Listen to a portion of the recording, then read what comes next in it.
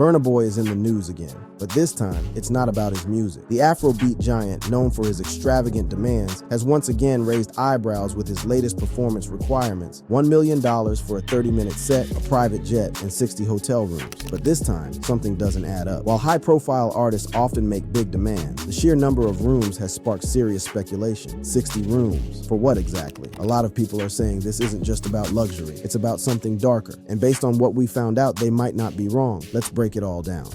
Reporter slams Burna Boy.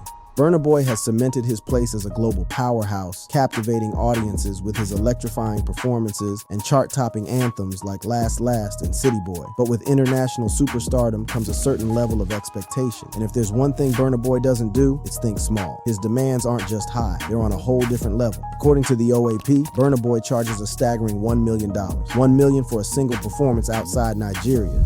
To get Burna Boy to come through, he usually charges 1 million USD. Now for Kenya, he gave them a discounted price.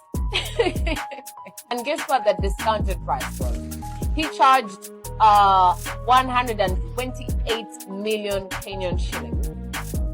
This figure alone was one of the most common themes, and organizers broke into a household seat. But the $1 million is just the tip of the iceberg. When Burna Boy was invited to perform in Kenya, he reportedly offered a discount. Yes, a discount. But even with the reduced rate, the organizers couldn't afford to bring him over. The OAP lamented that the price was simply too steep for her country to bear. This revelation has sparked a heated debate among fans, with some defending Burna Boy's right to charge what he's worth, while others argue that such demands are excessive, especially for a performance that lasts just half an hour. If the $1 million fee wasn't enough to make your head spin, Burna Boy's travel demands certainly will. The Afrobeat star insists on flying to his performances via private jet. No commercial flights for this global superstar. Now, after asking the 128 million Kenyan shillings, he wants a private jet, which I think is available, and then he asked for a 5-star hotel and 60 rooms for his 60.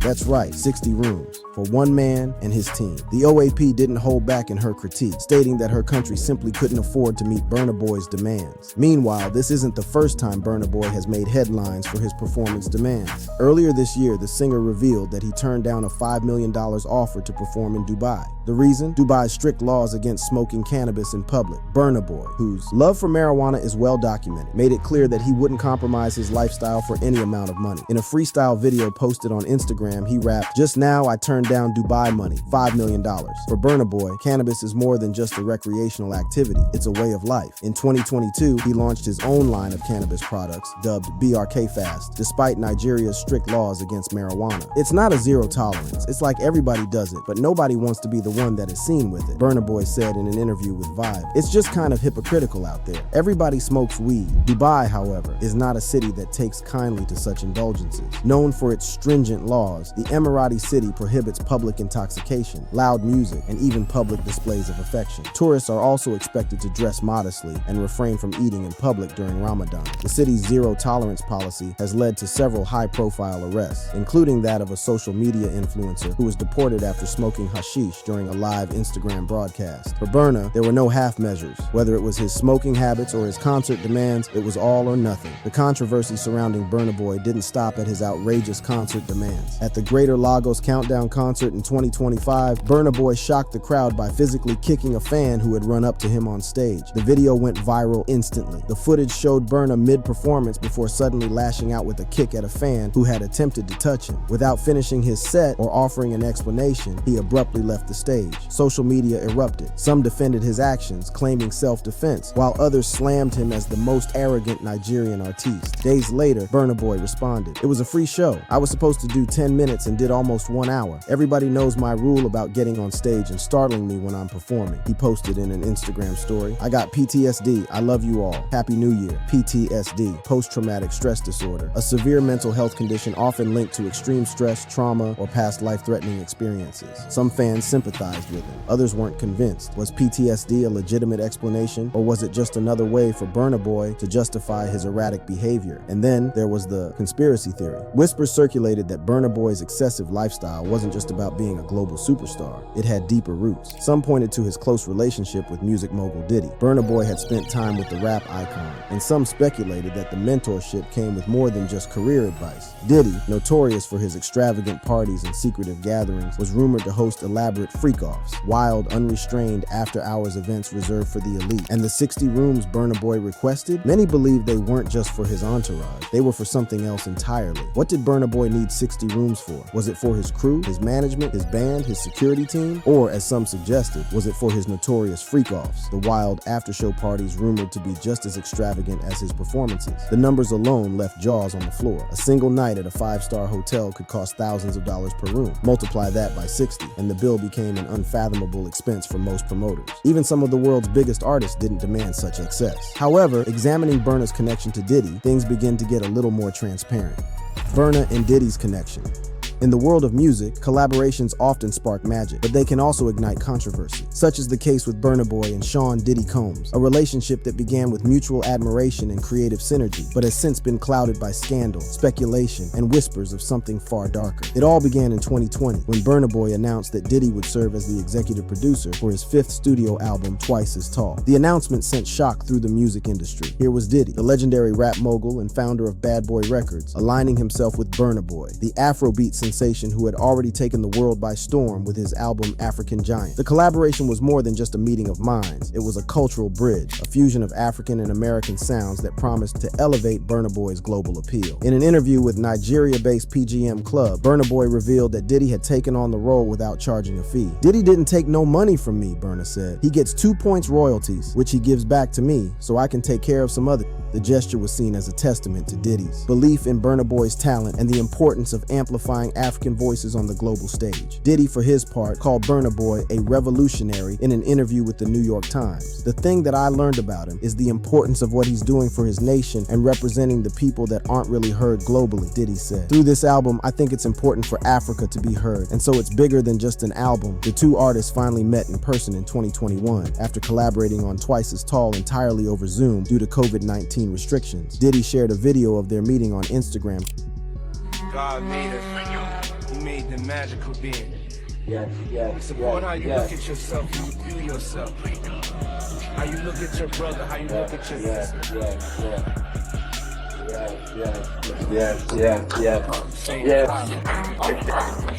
What's up, boy? Captioning it, "God is the greatest. Yesterday was the first time seeing my brother Burna Boy in person since the pandemic, and since we created the Grammy Award-winning album, Twice as Tall over Zoom. This deeper than rap. This is a true brotherhood. The two kings reunite. Love, love, love." Fans flooded the comments with excitement, celebrating the union of two musical powerhouses. The speculation reached a fever pitch in 2024 when Diddy was arrested on charges of sexual misconduct, racketeering conspiracy, and sex trafficking. Federal prosecutors accused him of running a criminal enterprise where he abused, threatened, and coerced women and others around him to fulfill his sexual desires, protect his reputation, and conceal his conduct. The allegations were shocking, painting a picture of a man who used his power and influence to manipulate and exploit those around him. As part of the investigation, authorities raided Diddy's homes in Miami and Los Angeles, uncovering firearms, ammunition, and over 1,000 bottles of lubricant. The latter detail fueled rumors of Diddy's infamous freak-off parties, elaborate debauched gatherings that allegedly involved drugs, coercion, and sexual exploitation. Amid the scandal, a video surfaced online that appeared to show Diddy and Burna Boy in a compromising, half-naked state in a bathroom. The video, which was later debunked as doctored, spread like wildfire, prompting intense scrutiny of their relationship. Fans and critics alike began to question whether Burna Boy's connection to Diddy went beyond music. Had the Afrobeat star been drawn into Diddy's darker world, or was he simply a victim of guilt by association? The rumors gained traction when Nigerian musician Speed Darlington made a provocative claim in a video that went viral. "Burna Boy took a picture with Diddy and he won a Grammy not long after," Darlington said. "Burna, don't get offended, but how much oil did Diddy use on you before they gave you that Grammy?" The comment, laced with innuendo, sparked a firestorm of speculation about the nature of Burna Boy and Diddy's relationship. Adding another layer to the drama were rumors of a feud between Burna Boy and Diddy. In February 2023, a social media post allegedly from Diddy's Instagram story went viral. The post, which appeared the day after the Grammys, read, read, "I helped you win your first and only Grammy Award, which I did out of kindness, and somehow you thought you could win another without my help? Oh, okay." Fans speculated that the message was directed at Burna Boy, suggesting that Diddy had played a pivotal role in his Grammy win. However, Diddy quickly denied the post's authenticity, commenting on a news outlet's Instagram page, "This is fake." Despite the denial, the incident fueled further speculation about the dynamics of their relationship. Was there tension between the two, or was it all just a misunderstanding blown out of proportion by the media? Still, all these, in addition to Burna's silence about Diddy's arrest, have led many to believe that something more than just a professional relationship happened between the two. Meanwhile, since Diddy's arrest, it has become known that the music mogul often promised artists success in exchange for sexual favors or participation in his freak-off. One of the most unsettling aspects of these allegations is the way Sean Combs and his associates allegedly lured victims into his orbit. Using his status and industry connections, Combs often positioned himself as either a romantic prospect or a powerful mentor promising career opportunities. Young women, eager to break into the entertainment world or captivated by his celebrity, found themselves drawn in, only to be met with something far darker. Once they were within his reach, the nightmare allegedly began. Combs is accused of using a mix of force, threats, and coercion to pressure victims into participating in elaborate sex acts, referred to as freak-offs. These were not just private gatherings, but orchestrated events featuring commercial sex workers, with Combs directing the encounters, sometimes recording them without consent. He allegedly provided controlled substances to keep victims compliant, ensuring their submission. The logistics of these events were handled by Combs' inner circle. His associates were responsible for booking hotel suites, securing illicit substances, setting up lighting, and even handling the cleanup to eliminate any trace of what had transpired. When law enforcement searched his Miami and Los Angeles properties in 2024, they uncovered an alarming amount of supplies, including narcotics and over 1,000 bottles of baby oil and lubricant, suggesting a highly organized and methodical operation. Combs' influence in the industry played a crucial role in keeping his victims under control. He allegedly dangled promises of fame and financial stability, only to subject them to brutal physical assaults. Victims reported being beaten, kicked, and dragged, suffering injuries that took weeks to heal. To ensure their silence, Combs allegedly used threats, career sabotage, and even blackmail, leveraging recordings from the Freakoffs as a means of coercion. The extent of his manipulation and dominance is staggering. These allegations paint the picture of a man who, armed with wealth and power, believed himself untouchable. But the darkness of this story runs even deeper. Beyond coercion and abuse, Combs allegedly relied on intimidation tactics designed to instill absolute fear in those around him. On multiple occasions, he is said to have brandished firearms to threaten victims and witnesses, making it clear that any defiance would come with severe consequences. These weren't empty threats. When authorities raided his properties in 2024, they found illegal weapons, including 3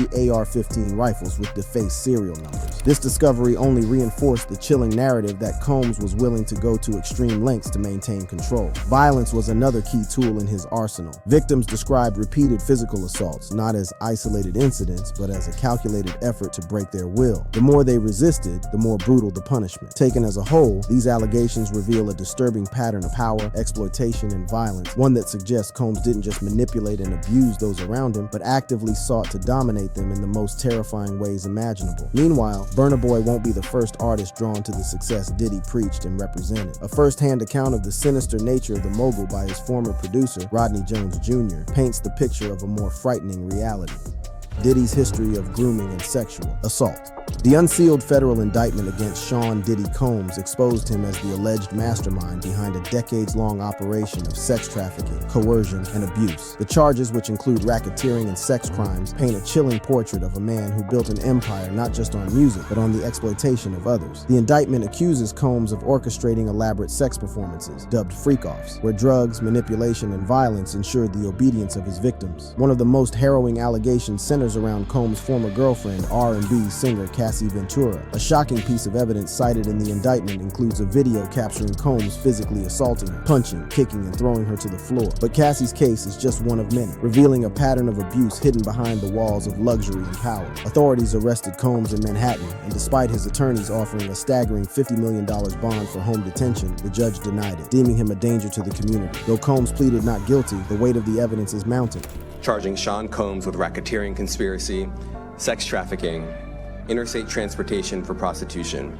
The indictment alleges that between at least 2008 and the present, Combs abused, threaten, and coerce victims to fulfill his sexual desires, protect his reputation, and conceal his conduct. The indictment describes these freak-offs as more than just wild parties. They were carefully staged performances, meticulously planned and orchestrated by Combs himself. Participants, many of whom were unwilling, were allegedly drugged, forced into degrading sexual acts, and filmed without their knowledge. Some events lasted for days, with attendees so physically drained that IV fluids were administered to help them recover. Among those now speaking out is Rodney Lil Rod Jones Jr., a former associate of Combs who was allegedly forced to recruit women for these parties. Jones describes a chilling environment where illicit activities ran unchecked, with minors frequently present. One particularly disturbing incident occurred on Thanksgiving night in 2022 in Miami. According to Jones, Combs instructed him and DeForest Taylor to meet him in the studio bathroom. There, Combs allegedly requested a $100 bill to do cocaine, later indulging in the drug with Young Miami. That same evening, Jones was ordered to visit Booby Trap on the River, a well-known Miami strip club, to procure sex workers for Combs. Jones was reluctant, but refusal wasn't an option. To legitimize his request, Combs handed him an exclusive Bad Boy baseball cap, a secret symbol recognized by the sex workers as a sign that Combs was in town and wanted their services. It was a silent, unmistakable command. Fast forward to July 2nd, 2023 in California. Combs hosted what was billed as a listening party at his home, attended by major artists, reportedly including Chris Brown, Justin Combs,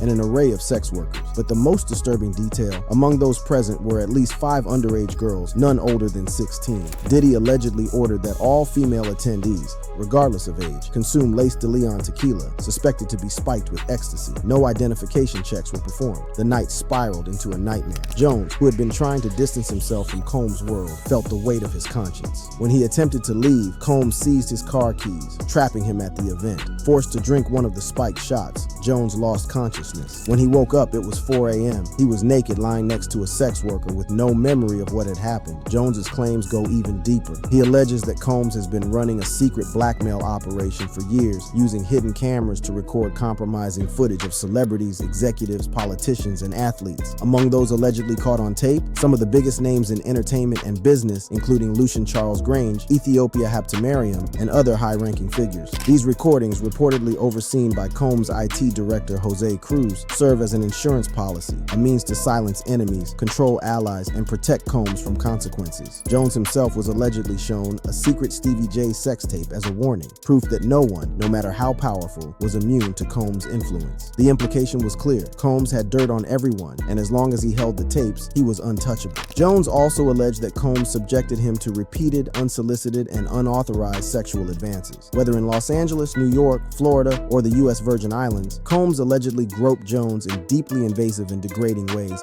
violating his personal boundaries over and over again. But this was no momentary lapse in judgment. It was a systematic effort to dominate and humiliate. Jones's nightmare didn't end with the unwanted touching. Forced to work inside Combs' private bathroom, Jones was trapped in an environment designed to break him down. Combs would allegedly walk around completely naked, showering in a glass enclosure, while Jones worked mere feet away, creating an atmosphere of constant discomfort and fear. For Jones, a heterosexual Christian man, Combs' behavior was profoundly disturbing. This wasn't just about unwanted advances, it was about control. Desperate to escape this situation, Jones turned to Combs' chief of staff, Christina KK Coram, hoping that she would intervene. Her response? A cold, dismissive shrug. "You know, Sean will be Sean," she told him, brushing off his trauma as if it were nothing more than an eccentric quirk. When Jones pressed further, KK attempted to reframe Combs' behavior as friendly horseplay, insisting that the groping was simply Combs' way of showing affection. But her hypocrisy was unmistakable. On multiple occasions, when Combs began stripping down, KK would make a hasty exit, saying, "Okay, I'm leaving now." She knew. They all knew. Yet instead of stopping the abuse, they enabled it. Jones believes KK was not just an accomplice, but an active participant in grooming him, part of a broader effort to manipulate him into accepting a sexual relationship with Combs. Combs understood the power of hero worship, and he used it to exploit Jones's admiration for Grammy-winning producer Stevie J, a legend in the industry had produced for icons like Mariah Carey, Jay-Z, and the notorious Big Jones had looked up to him for years. Combs knew this, and he twisted it into a weapon.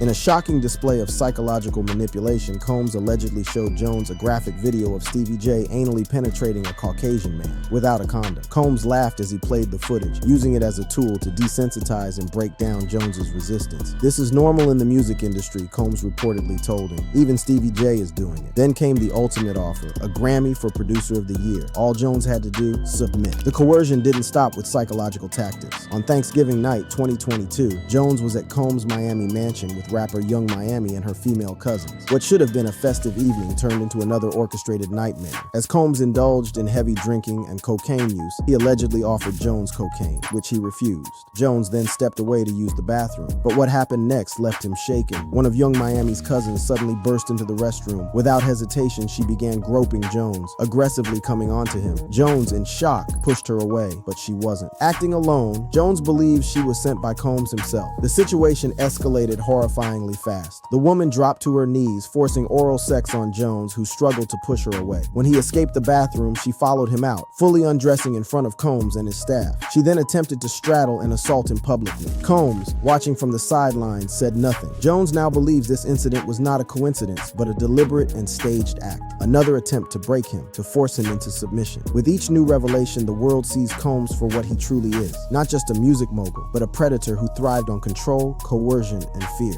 As the dust settles on Diddy's arrest, his ties to Burna Boy have sparked even more speculation, leaving two burning questions. What was the true nature of their relationship? And how much does Burna really know, or even benefit, from Diddy's infamous freak-off parties? Now, with Burna's latest outrageous demands making headlines, people can't help but connect the dots. Is this just the luxury of superstardom, or is there something deeper at play? For now, Burna Boy's career continues to soar, while Diddy's legal troubles are just beginning. With each new revelation, the scope of his alleged crimes grows, and the full truth, that's still waiting to be uncovered. For more content like this, click on the videos showing on your screen now.